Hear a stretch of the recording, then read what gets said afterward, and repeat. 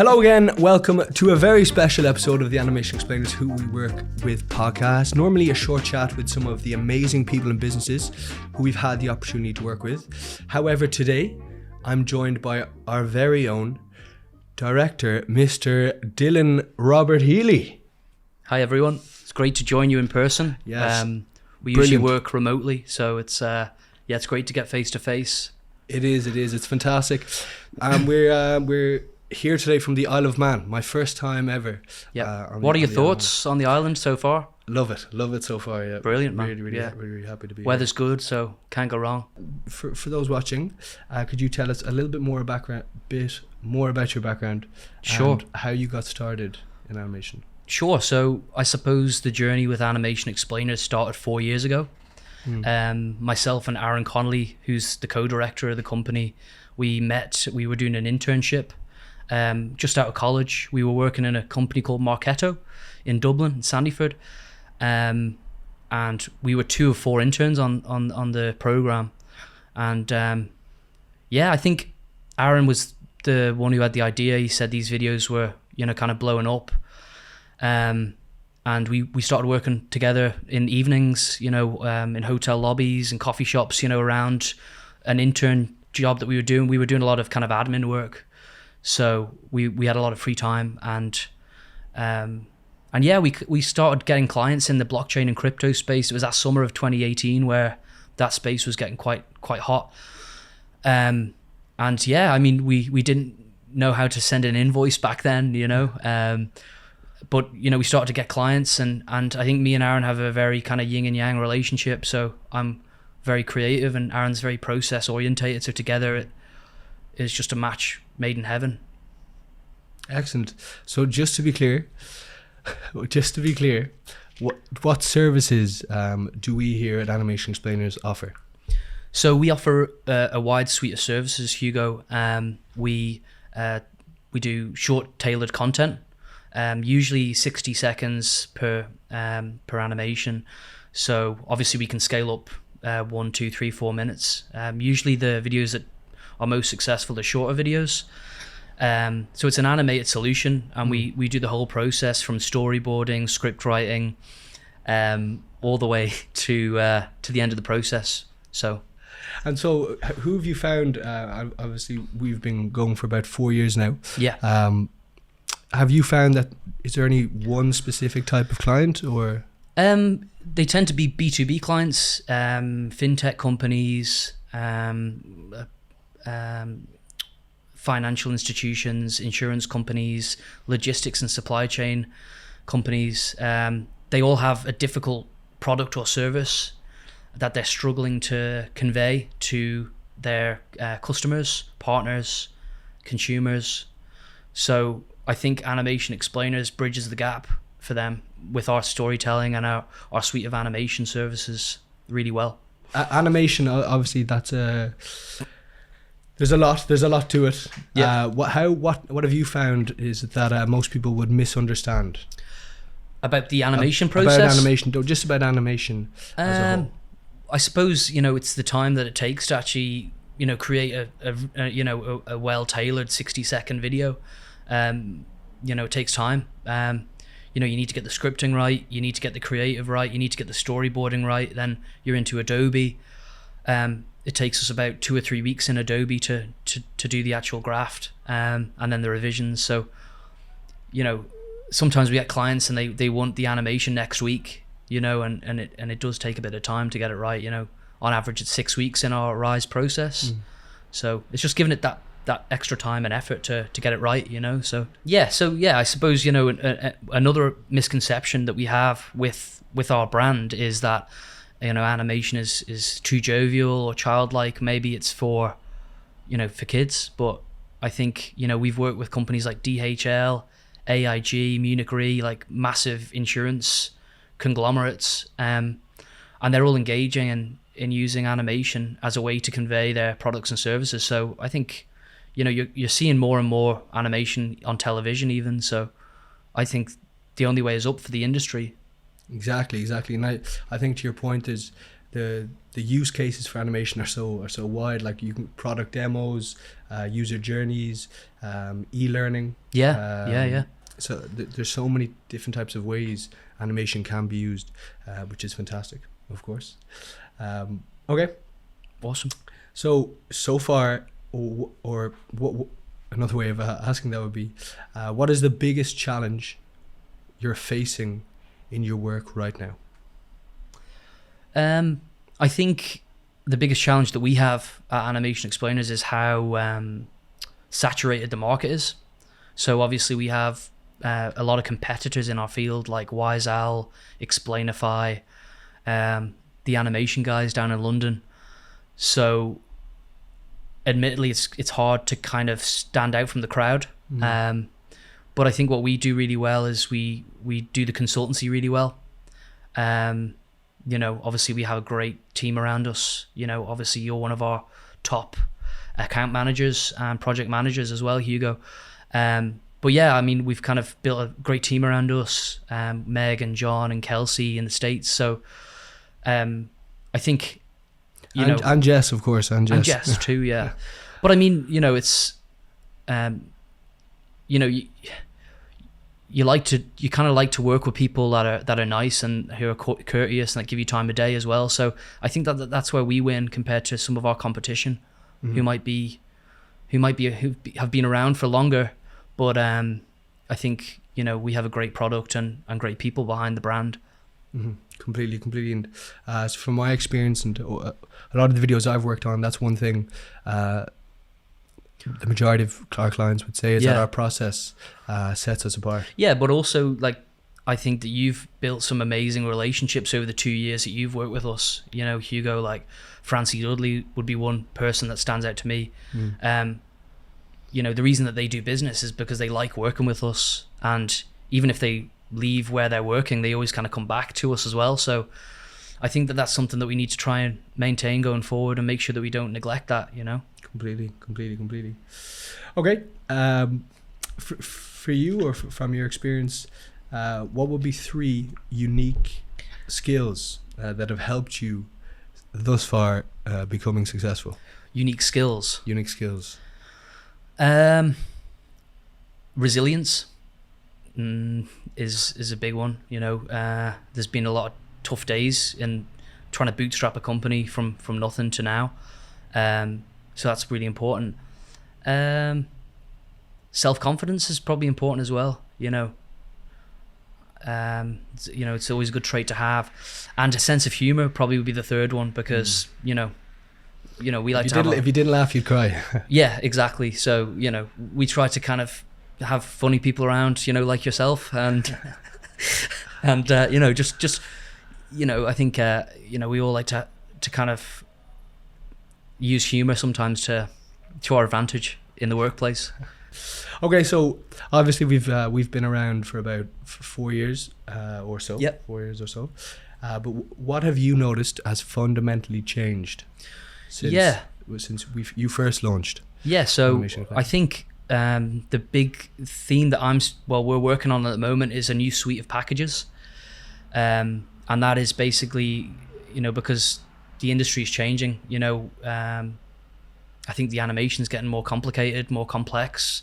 If you look at the 2D work we did, a few years ago, even like YSM, a project we did in Toronto, the animation since then has just kind of skyrocketed. The software behind the scenes is incredible. So I think the new suite of services that we're launching this quarter is going to really put us up there with the top in the animation industry. And what's something about animation, the animation industry, that has surprised you recently?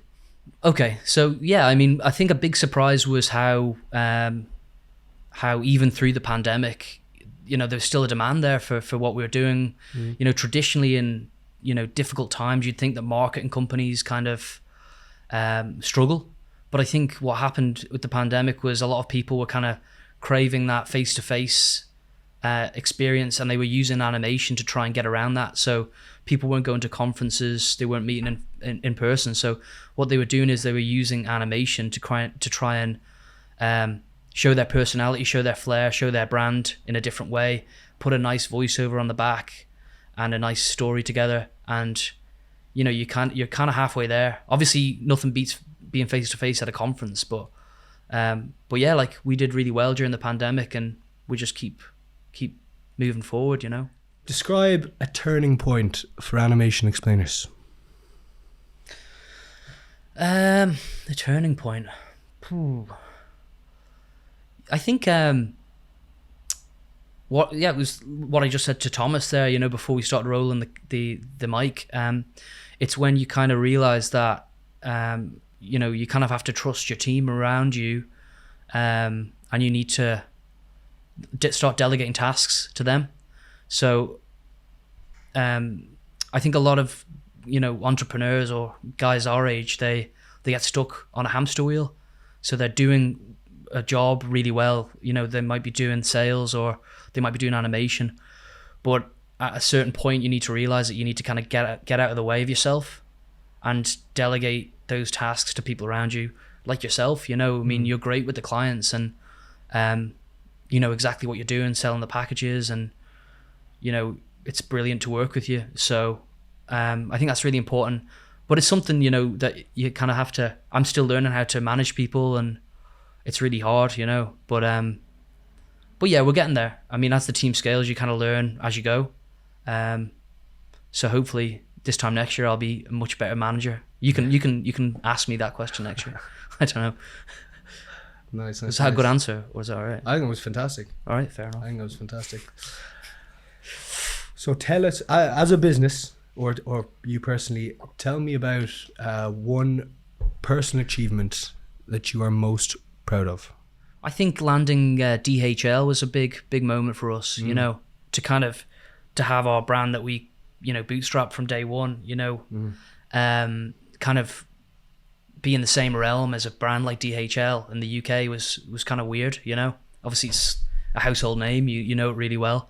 So I think that was a great collaboration, and if we can get more blue chip clients like that on a retainer, that would be great as well. But you know, it doesn't happen overnight. We're always working on our process, on the packages that we have in house, and making sure that we fine tune it. But if we can get more clients like DHL, Hugo, it'd be pretty nice. Right. And for me personally, I think it would working with companies like Mattel, Kemper in the US, two the massive companies, and getting to work alongside people from all walks, people who I wouldn't necessarily encounter every day. Who was the guy down in New Mexico that you worked with? Patrick Brown. Yeah, Patrick Brown. Shout out to Patrick Brown. He's a great guy. Yeah, you guys kind of had a bromance going on, right? We did. Patrick, I hope you're enjoying the jersey that we sent you if you are watching. But yeah, like just meeting people and being so industry agnostic and having the opportunity to work. That's definitely a perk of the job, right? Is just 100%. the people that you meet along the way, and you know the people that kind of lift you up as well, and they give you advice. And I've had loads of advisors over the years that have helped us out here and there with different things. But yeah, you got to keep going and focus. What are the top 3 characteristics you would look for when hiring teammates? Sure. So I think somebody who's flexible is really important. Obviously, working in a startup environment, things change. You know, you need to kind of think on your feet. You need to be dynamic. You need to be a good communicator, I think, working with all of us, because a lot of us work remotely. So a lot of the work we do is over Zoom. So you need to be able to communicate very well with your peers. Being able to think outside of the box. So, you know, that's obviously one of our core values, with the create values that we have in the business. And it's helped us get out of some tight spots in the past, you know, be it kind of looking at marketing strategy, looking at our outreach strategy, looking at, you know, different issues that we have in the business. I think being able to think outside the box compared to our competitors is really important. What would you say is our competitive advantage over our competitors? Sure. So I think it is our process we have in-house. So it's been fine-tuned over 4 years. We call it the RISE process. And basically it is a workflow that we use. It's a 6-week workflow generally for a standard package that helps clients through the whole process from thinking about their ideas, getting it into a requirements document, getting a script together, getting the direction together, and then into storyboard, and then into animation, and then to revision. So it's a workflow that we've utilized really well, and I think it kind of it really helps when you're trying to create quality content. I think so too. And that's, again, to harp on to what I said earlier, I think that's from all of the videos that I've worked on, one thing that really, really helps us stand out is having such a easy to follow and non-complicated process. Because I think a lot of our clients, when they get onto a call, they might be C-level executives and they just want to be reassured sometimes. And also they want somebody to come in and take away the heavy lifting. Right. So I think that's what our process does well. What do you think is a unique advantage with the product? It is the process.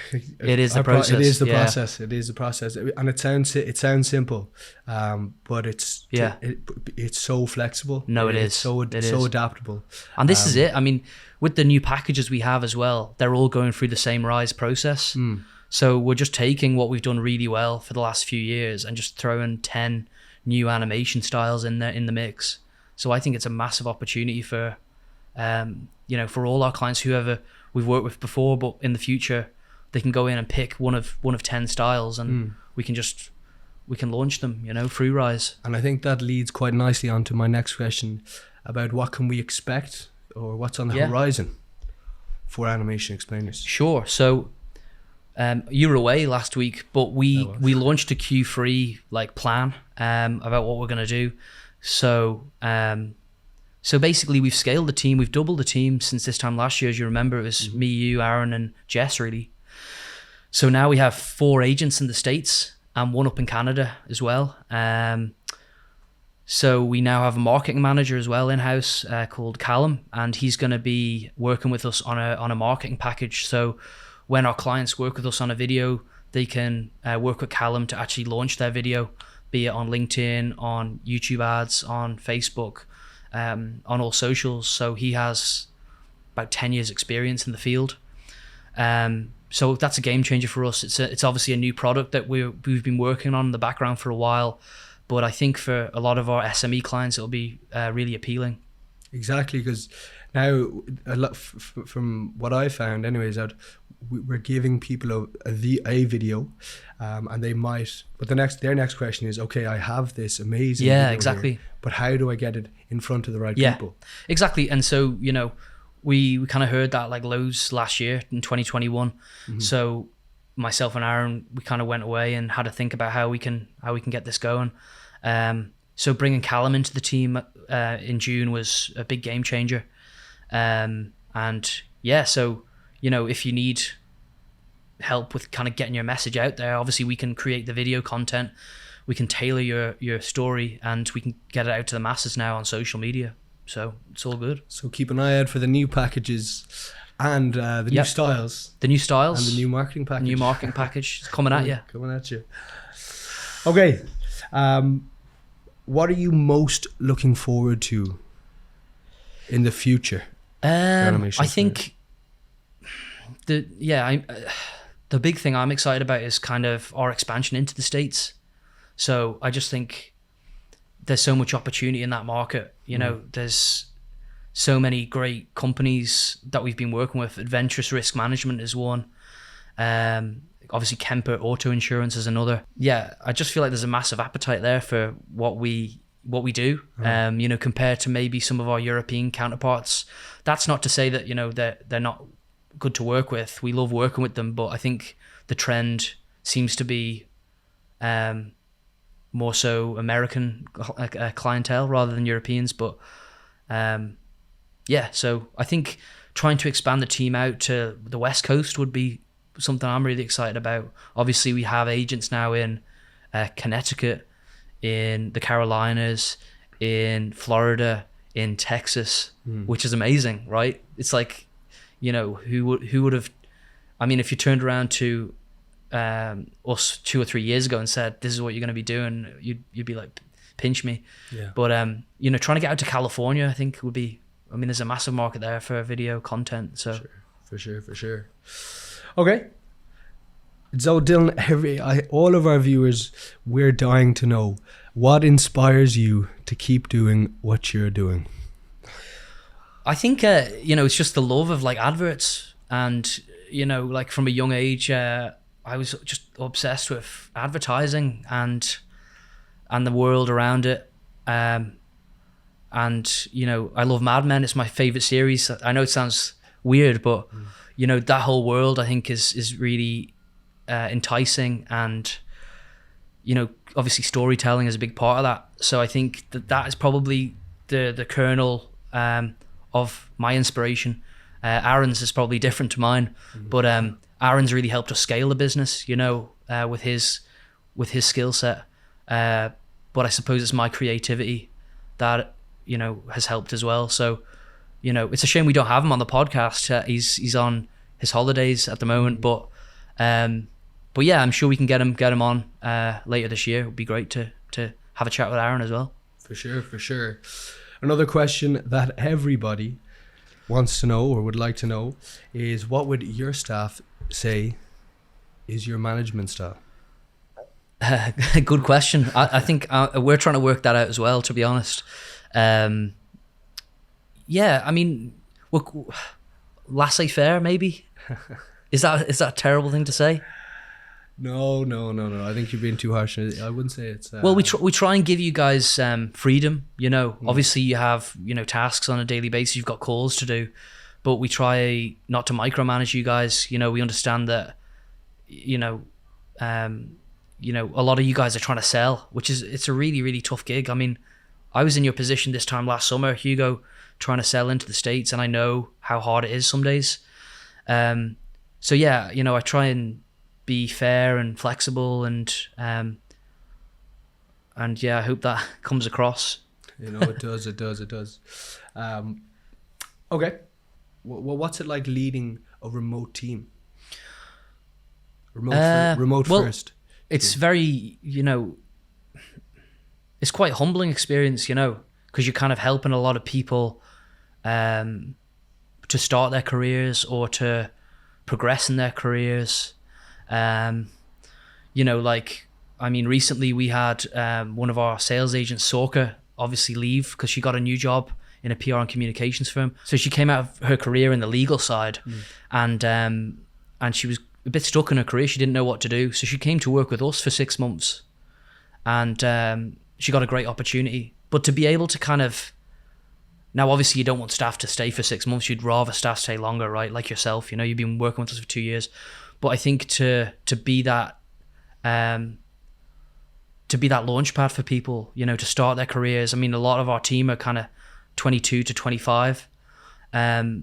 So I think that's really inspiring for me, like as a 28-year-old, to help people along in their careers.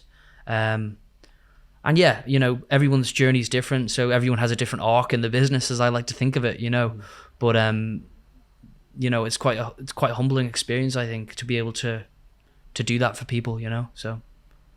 Nice. And actually, another question quite similar to that is, what are some of the biggest lessons you've learned along the way? With the business? With regard to the business? The biggest lessons. Or failures, or some notable failures? I mean, there's huge failures all the time, but I think, I think there's a big theme with our generation, particularly whereby, you might skirt away from taking risks, and I don't know whether that's the way that we were brought up or raised, but I think you can only kind of better yourself unless you've kind of failed, and just been kicked down the stairs, which is a terrible thing to say, but I think a lot of our generation, they're afraid to kind of make a leap, or maybe they're afraid to take that risk. But it's a part of life, is taking a risk, and that's what me and Aaron did 4 years ago, and it's paid off for us.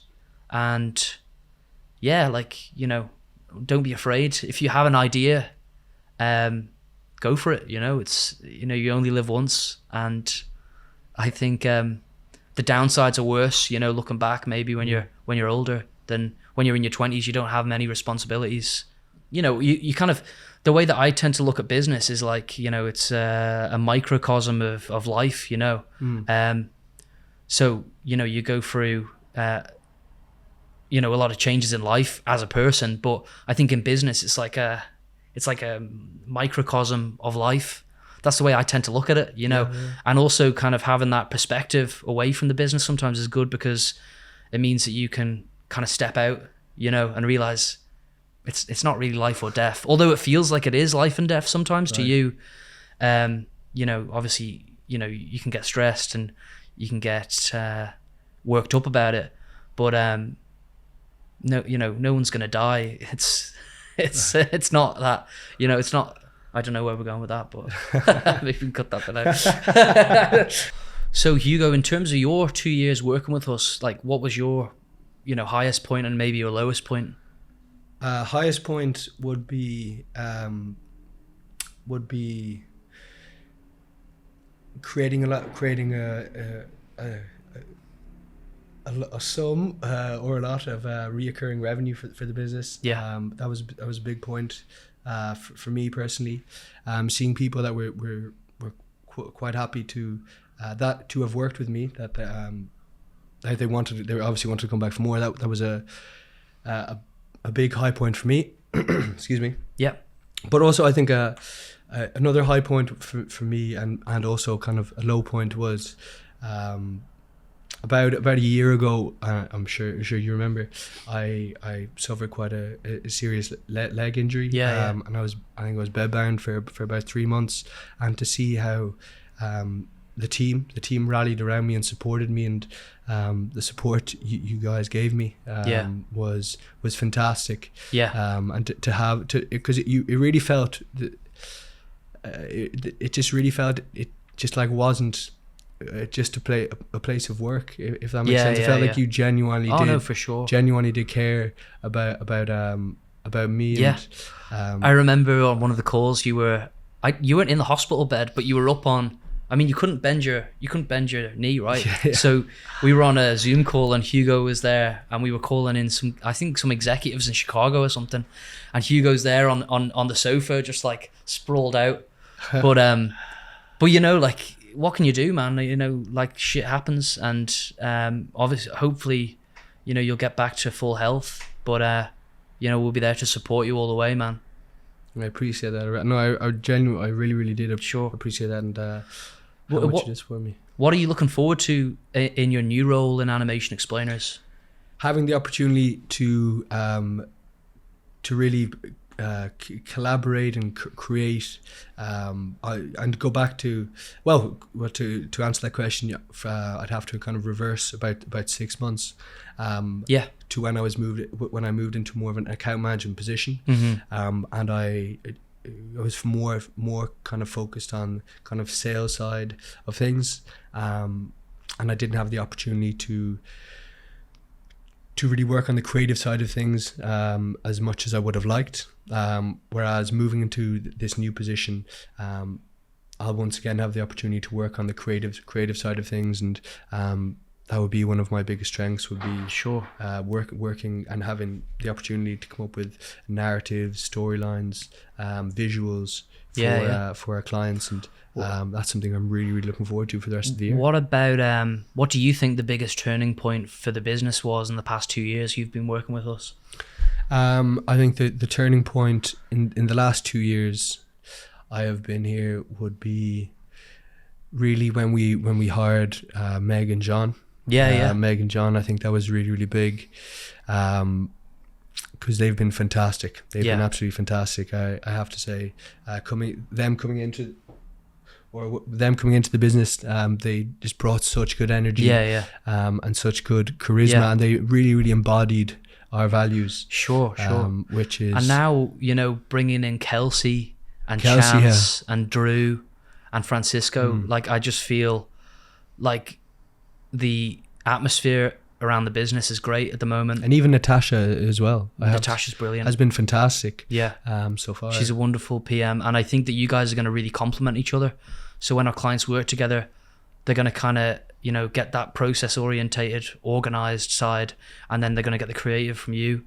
So I'm really excited to see where that goes. But yeah, I mean, in the last year, I suppose, what was the most rewarding project that you worked on, or which video are you most proud of? I'm sure we can pull them up here on the...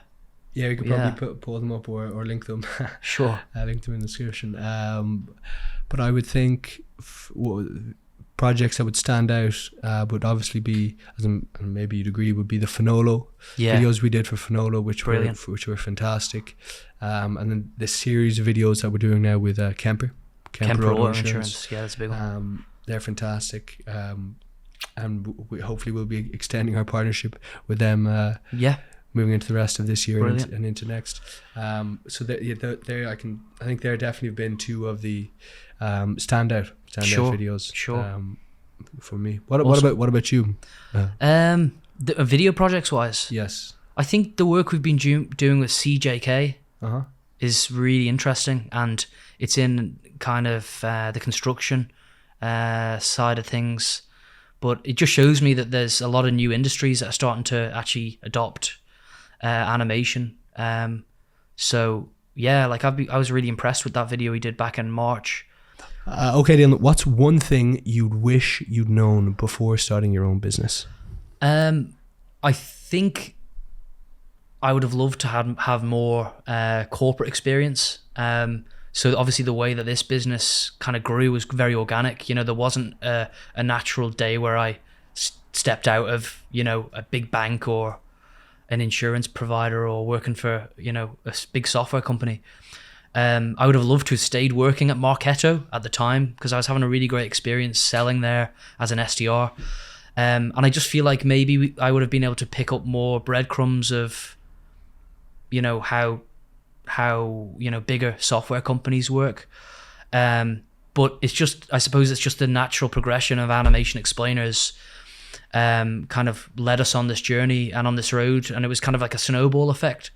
So we've learned a lot along the way, but I think we've made a lot of mistakes in this business as well, which wouldn't have happened if I had more experience maybe in my 20s working for Salesforce, Marketo, HubSpot maybe. Hugo, as you know, you've been doing really well this year. You're our top sales guy at Animation Explainers, so I wanted to get you a little something as a thank you. And obviously we're going to go out for a few beers tonight and a nice meal. But Mr. O'Connor, you're the top. He is our top sales guy. You're a wonderful asset to our team, man. I don't think I could do it without you. So congratulations, man. Thank you very much. It's great to have you on board. I won't say a few words. Just keep the sales going for Q3, man. That's all I'm saying. Thank you very much. No worries. Yeah. Okay, guys, and on that note, I think we will finish it up, finish things up. Once again, thank you very much to the amazing and very powerful Mr. Dylan Healy. Thanks so much, Hugo. And for all of you watching, I hope you did find this interesting as well, to hear from the two of us. And big ups to Thomas Wormsley as well, who's, you know, absolutely smashing it. He's got a great studio here. So if anybody wants to come and do a podcast, come here. Yeah. And obviously, if you need animation, you know where to turn now as well. We do. And as always, we're going to sign out the podcast with our saying. Remember, if you can't simply explain it, why not animate it?